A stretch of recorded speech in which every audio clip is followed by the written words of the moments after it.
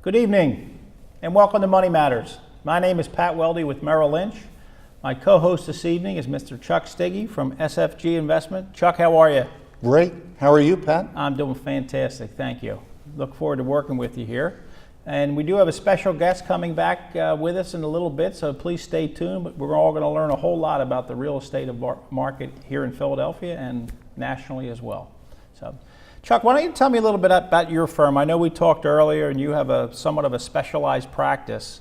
So let our viewers know a little bit about what you do for clients on a daily basis. Appreciate it. So what we do is we work with senior level corporate executives of publicly traded companies, primarily to help them navigate towards financial peace of mind. And specifically what we do is we specialize in helping them to deal with all the complexities of their stock-based compensation. There's a lot of moving parts.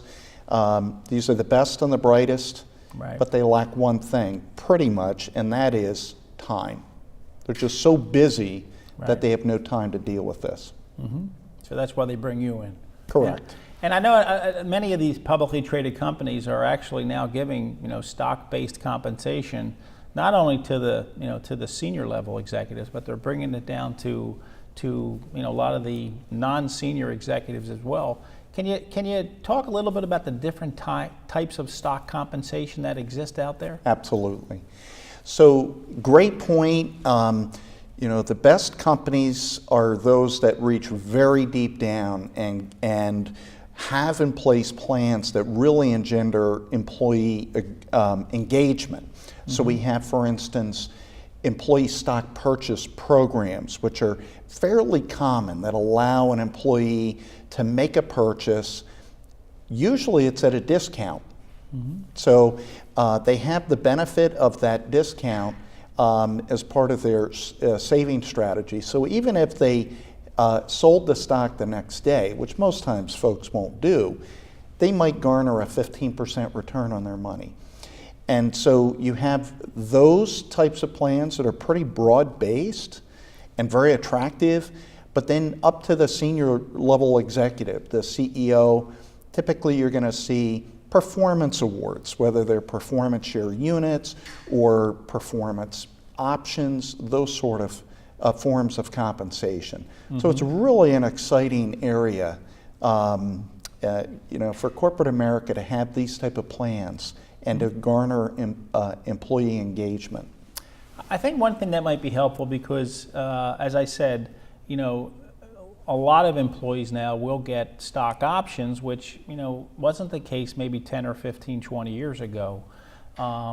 Maybe you can help the viewers with a very simple answer to the two types of options that exist, the ISOs and the non-ISOs, and how the taxation is quite different and mm-hmm. important for them to know which they own? Absolutely.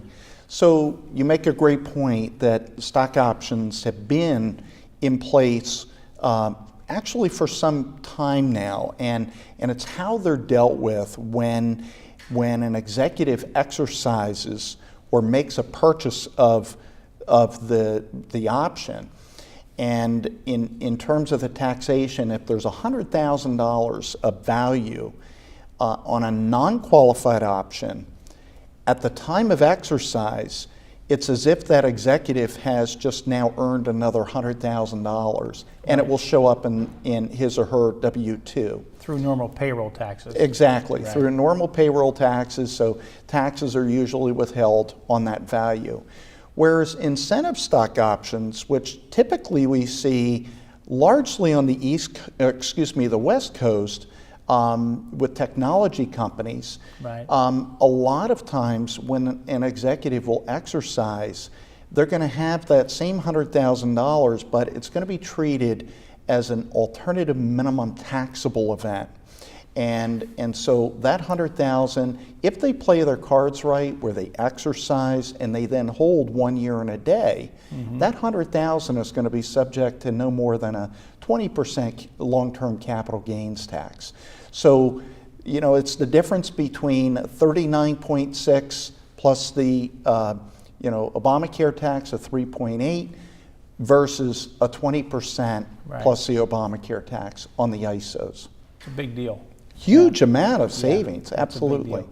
How about shifting gears a little bit, where the clients have these packages, and they'll accumulate stock, and especially if they have stock units, whether they're RSUs or some other type of SUs, where they get stock vested and it's just given to them each year on an annual basis. Many of these clients will end up with concentrated positions in the company that they work for. How do you work with clients in regards to diversifying some of that risk, if that's appropriate?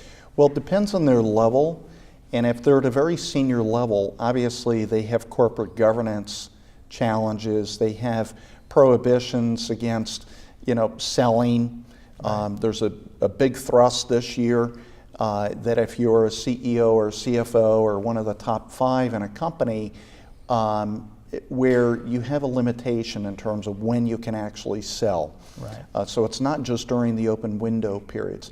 So you can imagine if you've got a concentrated position in your portfolio, you really do need to work with somebody who can understand how to divest, dealing with the timing, dealing with the economic aspects of when to divest, dealing with taxes, dealing with the compliance and corporate governance challenges. So Right. there are a lot of moving parts, and so I appreciate your mentioning that. It's not just simply waking up one day and saying, okay, I need to sell. Today's the day. Today's the day. Yeah. And I can imagine that, if it wouldn't be that you have one client from this company and one client from another. I mean, once you've done a good job and your team's done well for, Joe Smith at XYZ company, that within that company he may say, hey, I got a guy who's very familiar with our plan. And I would suspect that that's helpful actually to the company as well, that you're familiar with their plans and how they're structured, and can actually save them time as well, by being familiar with how their program works. Well, as I said, most executives in the public space are very busy, so they need assistance having somebody doing the heavy lifting. Mm-hmm. Again, companies are really looking to engage employees, and they want them to perform at their peak. Sure. They don't want them to be stressed out about their financial affairs. So having somebody on their team to help them to deal with all of those moving parts is really invaluable to that executive, but also to the company. Sure. Well, we have a question from our viewer in regards to this. Do you have a moment for a question? I do, absolutely. I have a question from Alice Tillman from Wayne, PA, who asks, what changes do you see in the future for executive needs in the job market? Well, it's a great question, and I would say that executives are finding that there's more and more demand on their time. There's much more that they need to think about. I would say that, getting back to the point I made a couple minutes ago, their need is having somebody who is expert in helping them to deal with all the moving parts. I've shared on this show with a previous show where we had one executive come in, mm-hmm. and I asked, how can we be of help to you? Right. And this executive said, I need for you to decomplexify my life. In other words, he was an individual who had all kinds of stock-based compensation, mm-hmm. a lot of moving parts, and really needed somebody to kind of pull it together. Mm-hmm. Terrific. Well, Alice, I hope that was helpful to you. And for the viewers out there that have questions for us, we always love hearing about your questions. And here's how you can send those questions to us. You can have your questions answered on Money Matters. Please go to our website, money-matterstv.com. On our homepage, click on the banner on the right that says, Send us your questions. While you're on our website, you can find information about our host and guests, as well as show notes and links about this show and past shows. Money Matters is also available as a podcast on iTunes and Stitcher, so you can listen to Money Matters while you're on the go. That website address, again, is money, MONEY, -matters, MATTERS, TV.com. Alice, I hope that was helpful to you. And please send your questions at your leisure. We love hearing from you out there. Well, our special guest this evening is Mr. Andrew Benioff from the Lienrock Group, who has a vast level of experience in commercial real estate. Andrew, welcome to the program. Thank you for having me, Pat. Appreciate You're it. very welcome. Why don't you tell us a little bit about, I know you have quite a level of experience and quite a history within different levels of real estate. Tell us a little bit about your background. Sure. Well, I actually started my career in the luxury hotel industry and spent 15 years in that industry, primarily in operations and finance, and then changed over to the commercial real estate industry sort of halfway through my career about 10, 12 years ago. At Lienrock Group, we are real estate investment bankers and advisors, and we assist our clients who are developers of commercial real estate, owners or investors in commercial real estate, and we help them to assess and underwrite specific transactions to see if they make sense for that client and how to make the most return on their capital.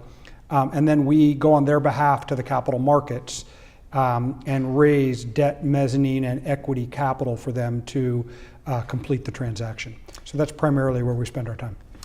And that would lead to the question, as you mentioned, you address the capital markets or enter the capital markets. So Sure. for some of our viewers who are maybe less familiar with commercial real estate and how it's financed, what are capital markets? Capital markets we see as the debt and or equity that you need to complete a deal. Much like when you buy a home, if you're buying a $500,000 home and you get a loan for $400,000 Right. and you have to put $100,000 of cash in, that $100,000 would be what I call equity. The $400,000 would be what I call debt. So if you're buying an office building, instead of a $500,000 home, you're buying a $50 million office building. Right. You would get a $40 million loan and you'd perhaps put in $10 million. Sometimes when the numbers are larger though, the purchaser needs assistance, and so they may have a partner of some sort, a private equity firm, a hedge fund, a life insurance company that would partner with them to buy that and would help to provide a good portion of that equity. Does that make sense? So Andrew, the commercial real estate segment, which is pretty broad, I mean, that's a broad brush, has come through a number of up and down cycles. And there was a recent report in the Wall Street Journal, I think it was Deloitte, that did a study on the prospects for commercial real estate as we look into 2015. Could you just talk a little bit about the trends and what you see going forward? Sure. That's great, Chuck. I'd be happy to do that. Before we go into the trends, let's just take one quick step back and talk about, as you said, the commercial real estate market is fairly broad. So let's define that for a moment. Yes. Most people define commercial real estate as office, retail, industrial. We also add in multifamily, which is apartments. And then there are some other uses for buildings. For example, hotel and lodging we add in there, and then some specialty uses like self-storage or student housing. So all of that I sort of encompass as the commercial real estate sector. Trends, as you're saying, things have been improving and improving for a number of years now. As we've gone through 2013, 2014, now into 15, we've had an upswing in both the rents that people are getting and lowered vacancy. So in other words, occupancy is going up as well in most of the sectors, but different property types react in different ways. Some are leaders and some are laggards. Leaders would be the multifamily sector has been particularly hot for a number of years now and looks to be hot going forward as well, with very low vacancies and rising rents. Here in Philadelphia, in the greater Philadelphia area, the mid-Atlantic, Northeast, and across the country, multifamily is particularly strong. Some of the laggards have been particularly suburban office and retail have not been doing as well. Industrial has been doing very, very well, by the way. Looking at suburban office, it's a really interesting sort of narrow case study to discuss because many professionals in commercial real estate sector have thought that perhaps over the past few years, commercial office is a dying part of the sector and nobody is going to go there. Why would they invest in it? Because occupancies have gone way down, rents have gone down. A lot of tenants are fleeing to more urban-focused properties because their workers want that sort of urban environment. Right. And so the suburban properties, especially the aging older ones that don't have amenities, have been laggards. Some of that is changing now as developers are now trying to add a lot of amenities that urban properties have. They're trying to add them to suburban properties and have been successful in doing so and are getting new tenants back. So that's what we're seeing. I think we're really in the middle of a very strong upswing in commercial It's real estate in good. general. It's good to see this kind of turnaround in the real estate, economy. Absolutely, absolutely. Real estate's a fairly long-term play. It's fairly illiquid as compared to other investment choices like fixed income or the equities and stock markets, which you can trade in and out of every day. Commercial real estate, you generally can't trade in and out of every day. Matter of fact, you often can't trade out of it for years. So you need to have a longer-term view. You need to watch the cycles, as you've just pointed out, Chuck, and I think that's very important. In a real estate transaction, when you're helping people, and going back to something you said earlier, like let's say a $50 million transaction. Sure. To come to the table with $50 million, there's lots of pieces of that. There's, as you mentioned, debt. There's people that lend money, and there's, equity, whether it's, an individual investor or other groups of people that will help that investor. Sure. Can you help explain who these different players might be in a typical transaction? Absolutely. So, in the smaller part of the market, when you're doing a deal that's sort of between $500,000 and $5 million, Sure. generally there's not much choice. You have commercial, sort of regional and community banks, essentially, are the lender of choice. Those are the type of lenders who are lending in those, and there are generally very few, if any, providers of equity or joint venture equity in that space On the because smaller the side. check is small. Now, let me interrupt you on that, though. With a typical home, as you mentioned, simple math, typically it's a 20% down payment and maybe you can borrow 80%. On the smaller real estate, are those numbers the same or? Yeah, I think today you can borrow approximately up to 80%. Okay, Even on the larger items, you can get there, the larger properties. right. You get there in a little bit of a different way, but I think the community and regional banks are generally comfortable somewhere between the 70 and 80% range. There Okay. are some banks lending at 80, others who limit it to 70%. Okay. But the equity is usually coming from friends, family, associates, Right. and so forth, because they're smaller equity checks. Okay. When you start going larger than 5, and particularly start going larger than $10 million, Right. you get more sources of capital out there. Life insurance companies many life insurance companies have a commercial lending arm.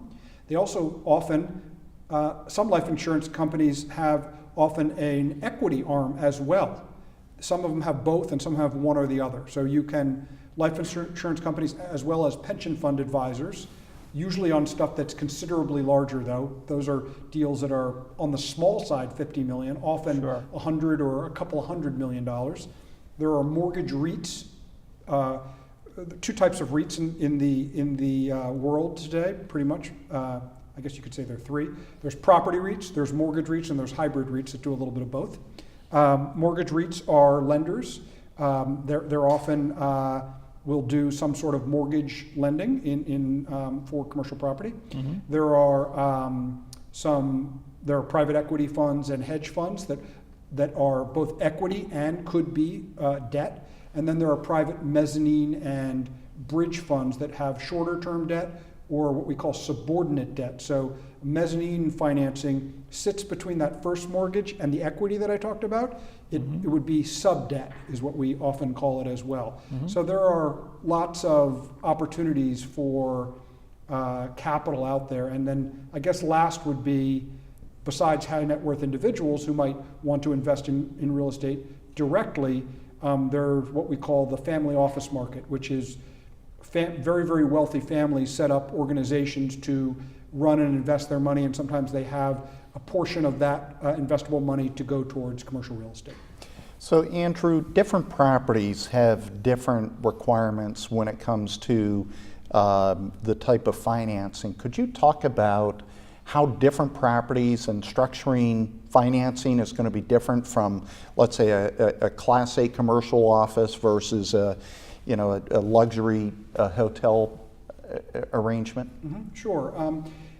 It's a very interesting question, Chuck, that you bring up, because sometimes that luxury hotel and that commercial office might potentially have the same lender. There are banks, finance companies, et cetera, out there that only like that luxury sector, whether it's a luxury hotel, a very, very high-end regional mall like the King of Prussia Mall, that Class A office building like we had the Comcast Tower in the center of Philadelphia, or other properties like that. But there are also a number of companies that lend very specifically into different niches of the commercial real estate sector. So there are companies that focus solely on hotels, and there are companies that focus solely on office and retail, et cetera, et cetera. There are also Fannie Mae and Freddie Mac that are quasi-government entities that pretty much focus solely on multifamily apartments, and they do a lot of that. What starts to differ is, are you buying an existing property as a company or an individual that's already up, running, and has full tenancy and occupancy, 90% occupancy, 92% occupancy, that's considered fairly full occupancy? It's a stable property, well, that's one kind of lender. Are you perhaps buying a property because you see value in it that has lower occupancy, 50% occupancy, where, gosh, there's been some problems with management, or it's an older property, it needs some new paint and carpet and a new roof? A lot of real estate investors like those kind of properties even better. Why? Because they can buy them more cheaply. Right. They have the expertise to fix them and manage them well, and they get a much better return in the long run. But it takes a lot of effort. So that's a whole different lender who's willing to take those risks along with those kind of acquirers. And then the last type of lender, I'm being pretty general here, there are many other types of lenders as well, but the last general type of lender is a construction or development lender. Well, there's no property, all we have is a piece of land, or we have a building that's defunct that we're going to knock down and build a new building. Well, that's a different kind of lender because they're taking the risk of doing that construction. Right. A lot of lenders don't want that risk. They don't do construction. They only do those sort of permanent loans or exist with existing cash flow. But there is a certain subset of lenders, primarily banking lenders, but also some life insurance companies and others, who will take that risk and actually like that space because they can make a more profitable loan for their company. So you mentioned returns, and since this is a show about investing, could you comment around the various forms of investment returns? I mean, investors into stocks are typically going to look at dividends and a percentage that's paid on their capital, and maybe some appreciation. In the real estate arena, it's cap rates. Maybe you could kind of define what cap rates are and how an investor needs to size up a particular real estate deal. Sure. So I would, before I talk about cap rates for a moment, I'd go back and say in the commercial real estate sector, we gauge returns based on risk, like you would gauge a return on sort of any other kind of an investment. And generally speaking, I cut the market into 4 levels of risk: what I call core, core plus, value add, and opportunistic.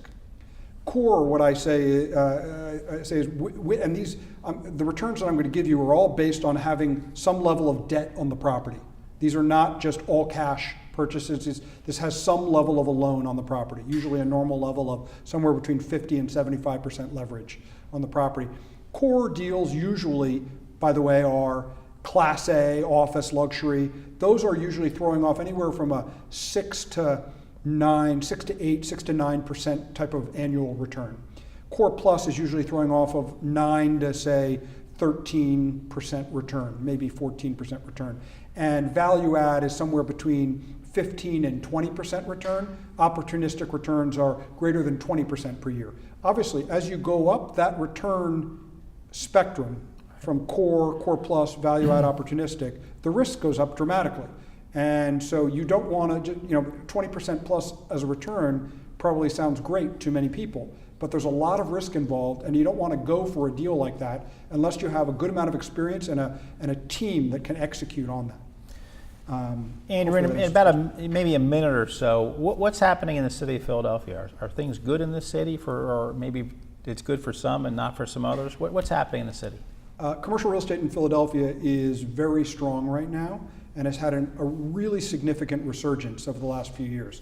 I am not a native Philadelphian. I've been here for about 10 or 11 years now.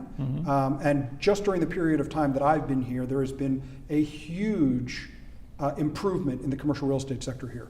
A lot of activity. Retail is booming right now.